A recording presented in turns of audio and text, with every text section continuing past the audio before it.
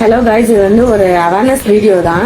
நிறைய பேர் வந்து இந்த வீடியோ வந்து இன்ஸ்டாகிராம் வந்து பார்த்துருப்பீங்க. ஸோ பார்க்காதவங்களுக்காக இந்த வீடியோவில் காட்டுற மாதிரி இந்த மாதிரி கிட்ஸ் ஏரியாவில் வந்துட்டு நிறைய பிளே ஏரியாவில் இந்த மாதிரி ஏர் பலூன்ஸ் வந்து பார்த்துருப்போம்.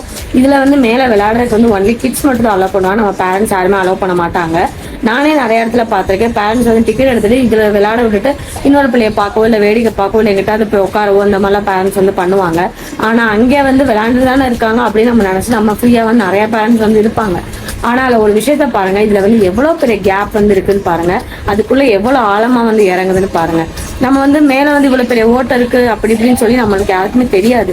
ஏன்னா நம்ம வந்து அதை போய் பார்க்க முடியாது, நம்ம வந்து பார்க்க போறதும் கிடையாது.